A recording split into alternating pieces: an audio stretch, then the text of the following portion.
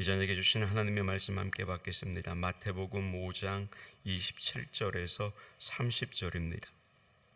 마태복음 5장 27절에서 30절입니다.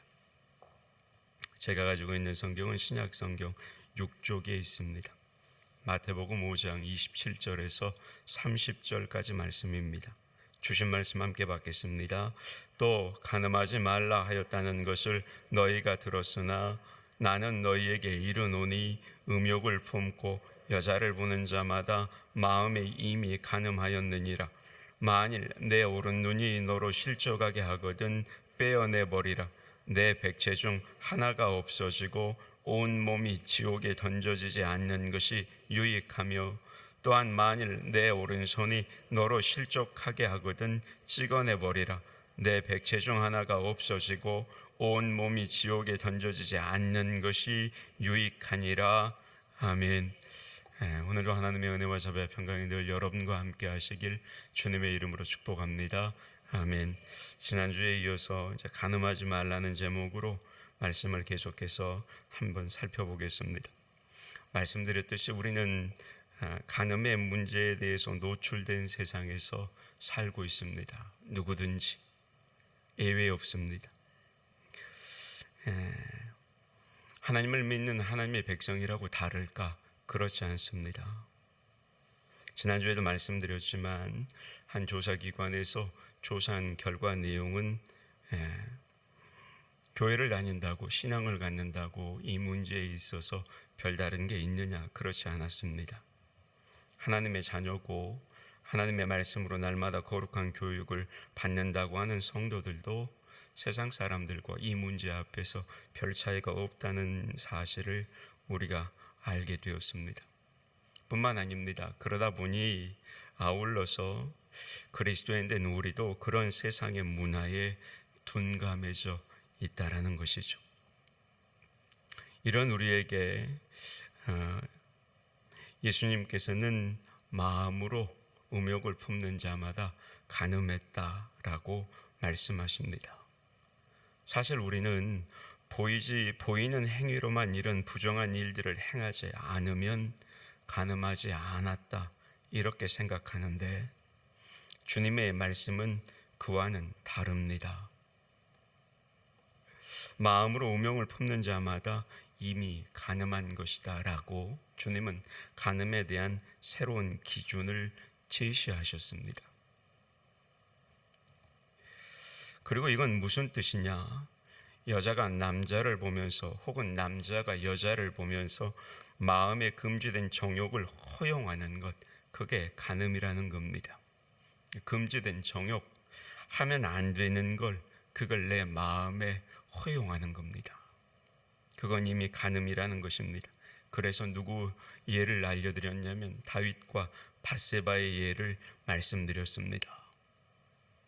대낮에 목욕을 하고 있던 밧세바를 궁궐의 옥상을 거닐던 다윗이 보게 되고, 사실 그 모습을 보았을 때 다윗은 눈을 빨리 돌리고 보지 말았어야 맞는 겁니다. 즉시 집으로 들어갔어야 맞는 겁니다. 더 이상은 생각하지 말았어야 맞는 겁니다. 그럼에도 불구하고 다윗은 결국 신하를 불러 그 누구인지를 알아보게 합니다. 결국 마음의 시작이 다윗에게 행위로 나타나게 되는 것이고, 그럼에도 불구하고 여기까지는 아직 이 다윗은 여자를 궁으로 불러들여 나쁜 짓은 하지 않았습니다. 그러니까 유대 종교 지도자들에 의하면 아직 행위로 하지 않았기 때문에 간음하지 않은 거죠. 그러나 이미 다윗은 그 마음의 음욕을 품었으므로 주님이 가르쳐 주시는 기준에 의하면 이미 간음을 한 사람이 되어버렸습니다. 그리고 실제로 다윗은 이 일을 저지르게 됩니다. 밧세바와 간음을 하게 되고 아울러서 밧세바의 남편 우리아를 전쟁터에 내보내서 살인까지 하게 됩니다. 이것을 말씀하시면서 예수님께서는 오늘 본문 29절과 30절에 만약에 네 오른 눈이 너로 실족하게 하거든 빼어내 버리라. 내 오른손이 너로 실족하게 하거든 찍어내 버리라 말씀하십니다. 여기서 실족해 한다 라는 표현이 어떤 의미인지를 설명을 드렸습니다. 유혹한다는 말입니다.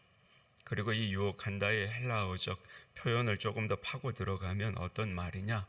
낚싯바늘에 미끼를 꽂아서 물고기를 잡으려고 살살 유인하며 흔드는 것. 이게 주님께서 표현하신 실족해 한다라는 단어의 본래 의미입니다. 그러니까 내 오른쪽 눈이 이렇게 살금살금 너를 유인하는 미끼 역할을 한다면 빼어내 버리라는 겁니다. 두 눈을 가지고 지옥에 들어가는 것보다 차라리 한 눈만 가지고 천국에 들어가는 것이 낫다는 겁니다. 그럼에도 말씀드렸습니다. 아무리 그렇게 찍어내봤자 빼내봤자 우리의 눈은 두 개뿐이고 우리의 손은 두 개뿐입니다. 우리의 두 눈을 빼고 손을 찍어버린다고 해서 우리가 간음하지 않는 건 아닙니다. 마음이 음욕을 품지 않는 건 아니라는 것이죠. 그렇게 우리의 마음을 지키는 것이 어렵다는 겁니다. 그래서 초대교회의 성 안톤이라는 성자에 대해서 말씀드렸습니다. 35년을 광야에서 고행을 합니다. 그러나 35년 후에 이 성 안토니의 결론은 뭐냐? 35년 동안 시달렸다는 게 그의 결론이었습니다. 그러면 주님께서 이렇게 말씀하신 뜻이 뭐냐? 눈을 빼어버리고 손을 찧어내버리라는 이 말씀의 뜻이 뭐냐? 글자 그대로 이해하기보다는 이건 단순히 마음을 단속하기 위해서 우리가 최선을 다해 노력해야 한다라는 겁니다. 결국 우리의 마음에서 그 음욕이 시작되니 우리의 마음을 눈을 빼내버리고 손을 찍어내버리듯 그런 각오로 우리의 마음을 지켜야 한다. 주님의 말씀은 이 뜻이라는 겁니다. 자, 그러면 여러분, 이런 유혹 앞에서 누구는 안전하고 누구는 안전하지 못할까요? 여성이라고 해서 안전하고 남성이라고 해서 안전하지 못할까요? 남성이라고 해서 안전하고 여성이라고 해서 안전하지 못할까요? 나이 들었다고 해서 안전하고 젊다고 해서 안전하지 못할까요? 결혼한 사람이라고 해서 안전하고 미혼이라고 해서 안전하지 못할까요? 목회자라고 해서 안전하고 성도라고 해서 안전하지 못할까요? 가난한 사람들은 안전하고 부자인 사람들은 안전하지 못할까요? 반대로 부자인 사람들은 안전하고 가난한 사람들은 안전하지 못할까요? 많이 배웠다고 안전하고 많이 못 배웠다고 안전하지 못할까요? 아니, 반대로 많이 못 배워서 안전하고 많이 배웠다고 안전하지 못할까요? 아니요, 여러분. 전혀 그렇지 않습니다. 그 누구도 이 문제 앞에서는 절대 안전하지 못합니다. 이 문제 앞에서는 신분이나 배움이나 남녀노소에 따른 차이가 전혀 없다는 겁니다. 모두가 다 안심할 수 없는 것이고 그 누구도 이 문제 앞에서는 장담할 수가 없는 겁니다. 누구나 다 이 문제 앞에서는 어때요? 벼랑 끝에 달려있는 거예요. 벼랑 끝에. 그러면 여러분 어떻게 해야 할까요? 우리 모두가 다 벼랑 끝에 달려있는 사람들인데 그러면 우리는 어떻게 해야 하는 겁니까? 여러분, 우리가 가장 우선적으로 해야 할 일은 뭐냐면 일단은 우리 안이 가지고 있는 자기 자신의 의의를 내려놓는 겁니다. 나는 그럼에도 간음하지 않았어. 나는 그런 추악한 짓은 평생 생각도 안 해봤어. 이렇게 말하면서 스스로 의로운 채 하지 말아야 한다는 겁니다. 왜냐하면 여러분, 예수님의 기준에 의하면 어때요? 마음으로 간음하지 않아 본 사람이 세상에 누가 있겠습니까? 여러분, 요한복음 8장을 보면 간음한 현장에서 붙잡혀온 여인의 이야기가 나오죠. 사람들이 그 여인을 예수님 앞에 끌고 와서 율법대로 돌로 쳐 죽여야 하는지 예수님께 물어봅니다. 예수님께서 뭐라고 답변하십니까? 너희 중에 죄 없는 자가 먼저 돌로 쳐라. 예수님의 이 말씀은 무슨 말이에요? 너희 중에 간음하지 않은 사람이 있으면 먼저 돌로 쳐라, 이런 의미였습니다. 예수님은 그들의 마음을 모두 읽고 계셨던 거죠. 그들의 과거를 아셨던 겁니다. 한 사람도 이런 말씀 앞에서 자유로운 사람이 없었다는 겁니다. 나는 그런 일을 한 일이 없습니다 하고 감히 돌을 들어 칠 사람이 그 자리에는 단 한 명도 없었던 겁니다. 사실 여러분, 그 자리에만 그런 건 아니겠죠. 지금 이 자리에 있는 우리도 마찬가지입니다.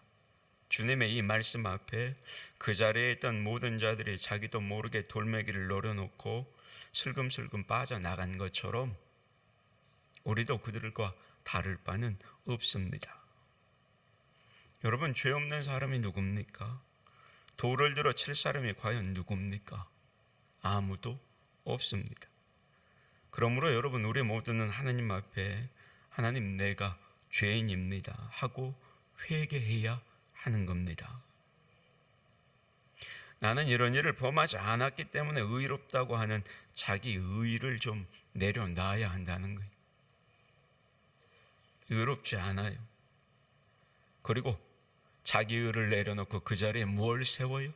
예수 그리스도의 십자가를 세워야 하는 겁니다. 여러분, 우리가 다 죄인이기 때문에 주님께서 그래서 십자가에서 죽으신 거 아닙니까? 따라서 우리가 다 간음할 수 있는 사람들이고 또한 실제로 죄를 범한 사람들이기 때문에 주님께서 십자가에서 우리를 대신해 피를 흘리셔서 죽으신 겁니다. 지금도 사실 주님은 그 십자가에서 우리를 맞이하시죠. 누구든지 자기 죄를 가지고 주님 앞에 가는 사람은 주님께서 그 사람을 피 묻은 손으로 끌어안으시고 그 모든 마음에서부터 죄를 씻어주시는 겁니다. 따라서 여러분, 우리는 주님의 십자가 앞에 회개하고 늘 우리의 마음속 깨끗함을 확인받아야 하는 겁니다. 여러분, 하나님의 말씀으로 기준으로 놓고 하나님의 말씀을 기준으로 놓고 볼 때 우리가 비록 성적으로 부정한 짓은 하지 않았다 할지라도 마음으로는 이미 세상 사람들과 비슷하게 닮아가는 상황 속에 있음은 부인할 수가 없는 겁니다. 그래서 우리는 우리의 마음을 지키기 위해서 마음에 있는 죄악을 주님 앞에 내어놓고 늘 회개할 줄 알아야 하는 겁니다. 주님, 나를 좀 구원해 주십시오. 나를 좀 고쳐 주십시오. 그리고 주님께서 가늠한 여인에게 나도 너를 정죄하지 아니하노니 너는 가서 더 이상 죄를 범하지 말라고 하신 그 주님의 음성을 들어야 하는 겁니다. 그런데 여러분, 주님께서 그 여인에게 뭐라고 하셨어요? 너는 가서 더 이상 죄를 범하지 말라. 그렇게 말씀하셨어요. 더 이상 죄를 범하지 말라. 그래서 여러분, 결국 우리는 우리의 의를 내려놓고 우리의 연약함을 주님의 십자가 앞에 먼저 가져가야 하는 겁니다. 그게 먼저고, 다음으로 우리가 해야 하고 할 수 있는 일은 뭐냐? 결국 우리 안에 내재해 계시는 성령 하나님을 의지하고 그분의 도움을 받을 수밖에 없는 겁니다. 여러분, 성령은 누구세요? 거룩한 영입니다. 그래서 성령은 악한 자들로부터 우리를 지켜주십니다. 금주된 이성에게 마음을 빼앗기고 더러운 공상에 빠지는 것을 성령께서 막아주시는 겁니다.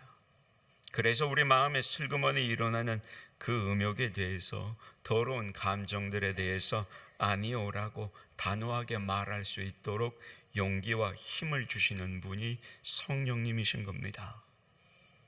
그렇다고 해서 소극적인 자세로 그냥 주저앉아서 성령님 도와주세요 하는 그런 식은 안 되는 겁니다.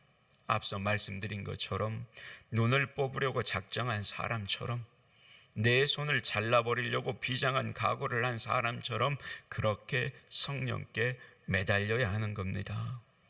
여러분, 이게 적극적인 태도예요. 성령님 좀 도와주세요. 내 육체를 쳐서 복종시키기 원합니다. 내가 성령의 영으로 내 몸을 쳐서 죽이려고 하니 나를 좀 도와주세요. 이 같은 적극적인 자세를 가지고 주님 앞에 매달리는 자, 그 사람을 성령은 도와주시는 겁니다.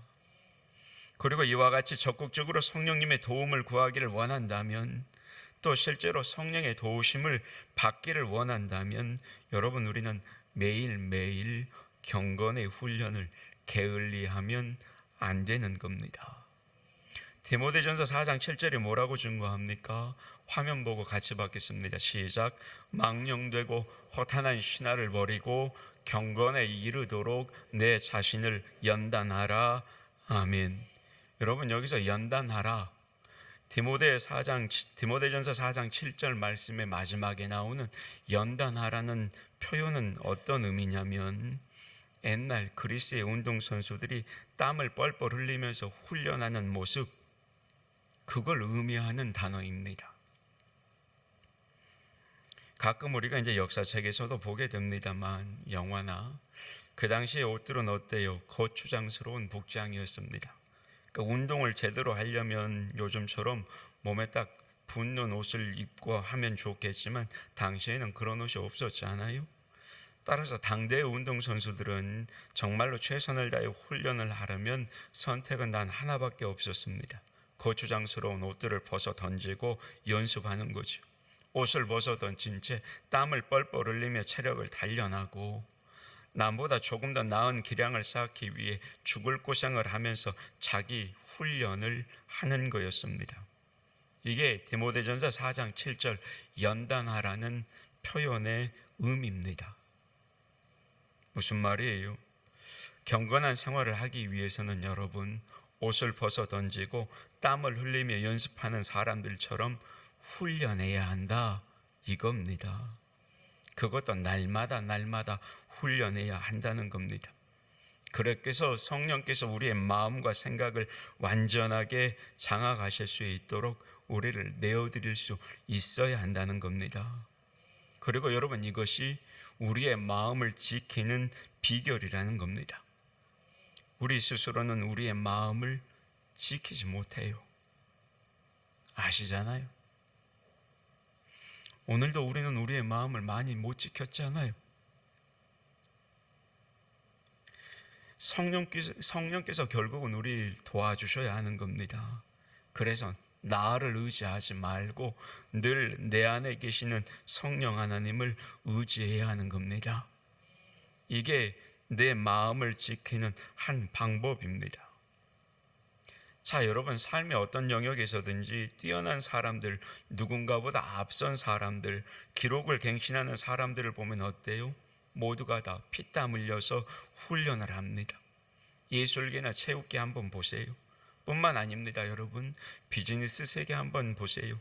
훈련 없는 승리는 없습니다. 영적 생활도 마찬가지라고요. 여러분, 신앙생활도 마찬가지라고요. 훈련이 필요한 겁니다. 우리의 신앙생활도 훈련 없는 승리는 있을 수가 없습니다. 그러나 여기에 이제 세상 것과는 한 가지 다른 점이 있죠. 세상의 다른 영역에서 대가가 되는 사람들은 어때요? 어느 정도 선천적으로 타고난 재능이 있습니다. 예술가들에게는 문학적인 감각이 뛰어나든지, 음악을 듣는 특별한 청각을 소유했다든지, 타고난 그림 솜씨가 있다든지 무엇인가를 가지고 있죠. 그런데 여러분, 경건 훈련을 하는 것은 타고난 게 없습니다. 목사라고 타고난 게 있을 것 같으세요? 아니요. 신학교 교수들이라고 해서 타고난 게 있을 것 같으세요? 아니요. 여러분, 똑같아요. 왜냐? 모든 인간은 선한 것이 하나도 없이 태어나기 때문입니다. 모두가 다 부패한 본성을 가지고 태어나기 때문에 타고난 것을 의지해서는 여러분, 잘 될 수가 없는 겁니다.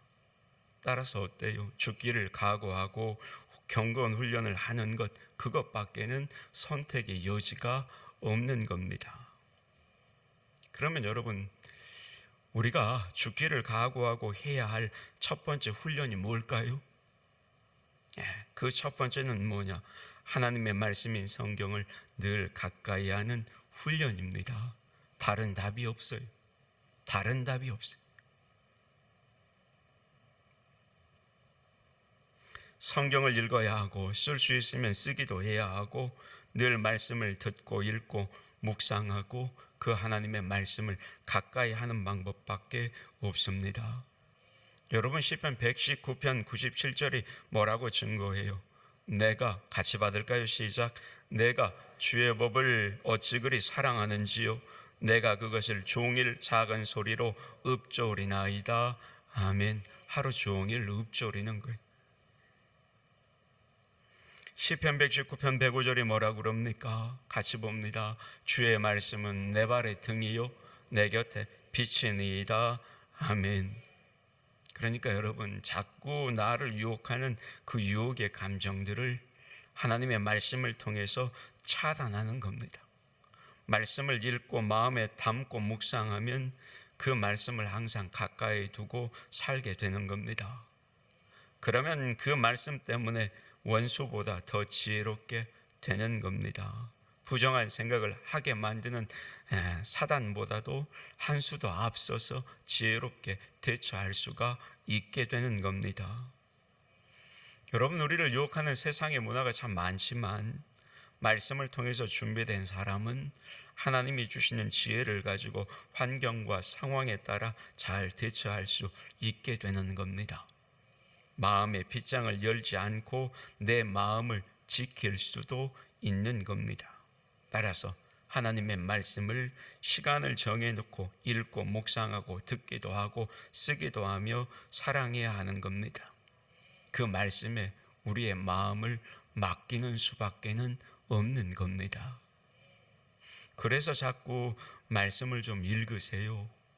그래서 통독도 하고, 그래서 쓰기도 하고, 그래서 새벽마다 묵상도 하는 겁니다.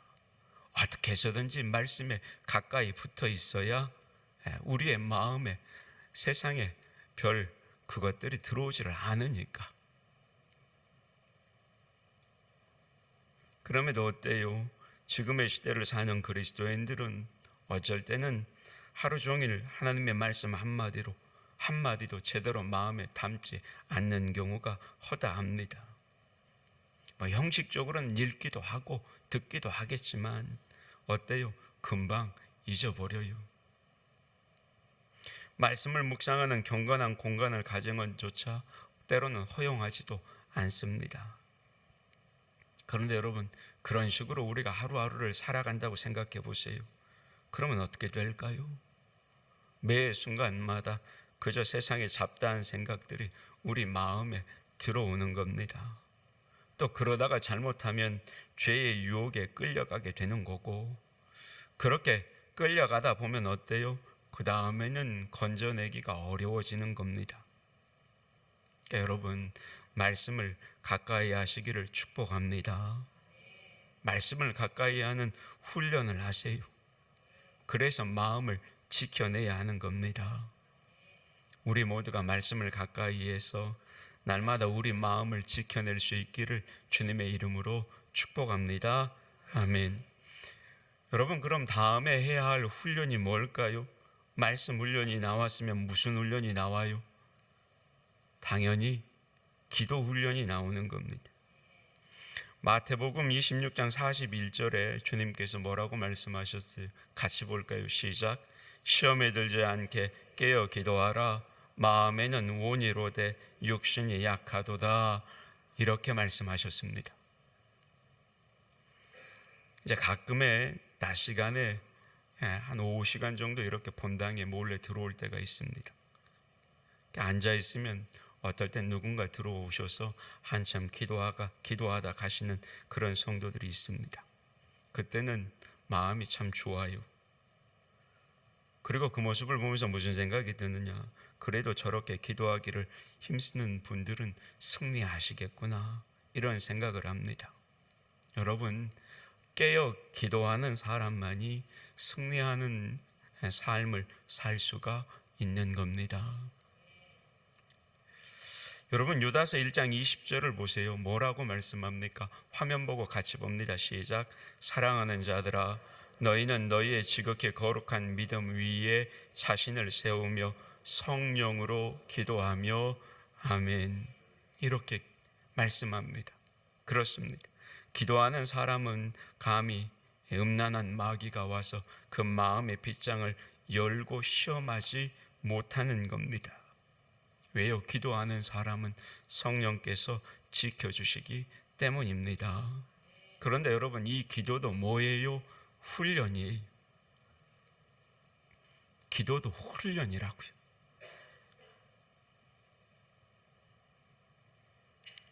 기도도 여러분 훈련하는 사람이 잘하는 거예요. 근데 여러분 오해하지 마세요. 기도도 훈련하는 사람이 잘한다고 하니까 말 잘하는 그런 훈련을 말씀드리는 게 아니에요. 청산유수처럼 기도의 표현을 잘하는 그런 훈련이 아니에요. 기도의 훈련은 뭐예요? 하나님 앞에 앉아있는 훈련이에요. 여러분, 공부는 뭘로 한다고 그래요? 공부는 뭘로 한다고 그래요? 엉덩이로 한다고 그러잖아요.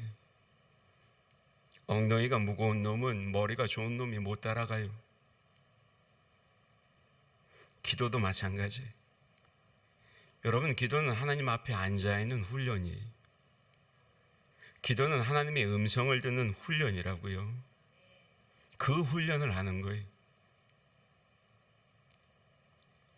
여러분, 기도를 훈련해서 마음을 지키시기를 주님의 이름으로 축복합니다. 예. 마지막으로 훈련해야 할 또 한 가지가 있습니다. 그건 뭐냐? 그리스도인으로서 가치 있는 일을 하는 겁니다. 말씀의 훈련을 하고 기도의 훈련을 한 사람은 가치 없는 일에 매달리지 않습니다. 하나님의 뜻을 알기 때문에 하나님이 기뻐하시는 일, 곧 가치 있는 일을 하고자 하는 겁니다. 그런데 여러분, 이것도 훈련해야 할 수가 있는 겁니다. 사람은 어때요? 대부분 편한 것을 좋아하고 편하고자 노력을 하죠. 그러다 보니 어때요? 땀을 흘리는 일보다는 땀 흘리지 않는 일을 좋아합니다. 그런데 여러분, 생각해 보면 가치 있는 대부분의 일은 어때요? 몸을 움직이고 땀을 흘리는 일들입니다. 단적으로 생명을 가꾸고 또 다른 생명을 잉태하게 만드는 일이 뭡니까? 다 땀 흘리는 일입니다. 이제 또 봄이 되셨으니까 텃밭 개간에서 이것저것 뿌리시는 우리 성도님들 많으실 겁니다. 저도 잘 얻어 먹어요. 그분들 때문에. 언젠가 말씀드렸더니 인자는 다듬어서 갖다 주시대요. 감사합니다. 잘 먹고 있습니다. 그런데 여러분 보세요. 그 일 앉아서 하는 거 아니잖아요. 땀 흘리며 해야 하는 일 아닙니까? 그래서 어때요? 열매를 가지게 되는 거죠. 그러니까 여러분, 할 수만 있으면 가치가 있는 일, 뭔가를 움직이고 땀을 흘릴 만한 일들을 하십시오. 그런 일들을 훈련하는 겁니다. 거기에 우리의 시간을 쏟고 우리의 마음을 쏟아야 하는 겁니다. 그러면 여러분 주변에서 단적으로 이런 일들을 하는 곳이 어딥니까? 텃밭 말고 교회 아닙니까? 여러분, 교회에는 부정한 생각을 하게 하는 사단이 우리의 마음을 휘젓지 못하도록 하는 여러 가지 사역과 프로그램들이 있습니다. 그렇죠. 중보기도하는 곳도 있고 전도하는 곳도 있고 선교하는 곳도 있습니다. 어려운 이웃들을 위해서 봉사하는 것도 있고 어르신들을 섬기는 것도 있고 다문화분들을 섬기는 것도 있습니다. 뿐만 아닙니다. 말씀을 배우는 성경 공부의 장도 있고 선교를 배우는 장도 있고 기도를 배우는 장도 있습니다. 여러분, 이런 가치 있는 일들에 몰두를 하면 우리의 마음을 지킬 수가 있는 겁니다. 왜? 거룩한 일에 집중하면 사단이 우리의 마음을 지배하지 못하니까요. 그래서 여러분 교회 사역도 하는 겁니다. 근데 하자고 그러니까 잘 안 하세요. 그런데 여러분 기억하세요. 그런 일들에 우리의 마음을 쏟아야 별의별 것들이 다 우리 마음을 넘보지 못합니다. 소돔과 고모라 성 잘 아실 겁니다. 그런데 그 소돔과 고모라 성에 이런 우화가 전해졌다고 합니다. 어떤 노인이 이 소돔과 고모라 성에 서서 아침부터 저녁까지 외쳤답니다. 여러분, 이 성은 망합니다. 그러니 여러분 회개하십시오. 이렇게 음란하면 안 됩니다. 회개하십시오. 그런데도 어때요? 아무도 듣지를 않았습니다. 그래서 누군가가 찾아와서 이 노인에게 물었답니다. 아니 할아버지, 아무도 듣지 않는데 왜 혼자서 그렇게 소리를 지르며 날마다 고생을 하십니까? 그러자 이 노인이 이렇게 대답했답니다. 내가 이 소돔과 고모라 성의 사람처럼 되지 않기 위해서 날마다 와서 외치는 겁니다. 내가 입을 열지 않고 입을 다물어 버리면 나도 모르는 사이에 이 사람들처럼 나도 그렇게 될까 봐 두려워서 날마다 외치는 겁니다. 이 노인에게는 이 일을 함으로써 자기 자신을 지켰던 거죠. 충분히 가치 있는 일 아니겠습니까? 말씀을 맺겠습니다. 여러분, 우리가 하나님의 말씀을 붙들고 묵상하기를 쉬지 않으면 절대로 세상처럼 되지 않습니다. 무릎 꿇고 기도하기를 힘쓰면 절대로 세상 사람처럼 되지 않습니다. 거룩한 일, 보람 있는 일에 우리 시간과 정성을 쓰고 하루를 보내면 여러분, 아무리 세상이 음란하고 더러워도 그들과 같이 되지는 않는 겁니다. 우리의 마음을 지킬 수가 있는 거죠. 그래서 거룩해질 수가 있는 겁니다. 여러분 생각해 보세요.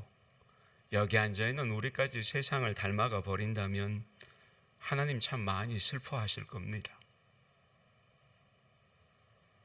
우리까지 그런 세상 사람들처럼 되어버린다면 이 땅에 하나님 나라를 세우고자 하시는 그 하나님의 뜻과 그 거룩한 꿈은 여러분 누가 이룰까요? 그러지 않습니까? 따라서 여러분 그리스도인 된 우리만이라도 우리의 마음을 잘 지켜야 하는 겁니다. 우리 자신을 지켜야 하는 겁니다. 교회의 거룩함을 지켜야 하는 겁니다. 간음을 통해서 말씀드렸지만 다른 일도 마찬가지예요.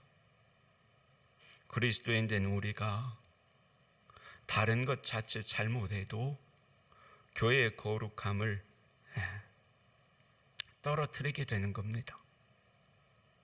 그래서 여러분 그리스도인으로 사는 게 좁은 길이라고 그러시잖아요, 주님이. 그럼에도 불구하고 어때요? 여기 앉아있는 여러분 다 예수 좋아서 예수 믿는 거 아닙니까?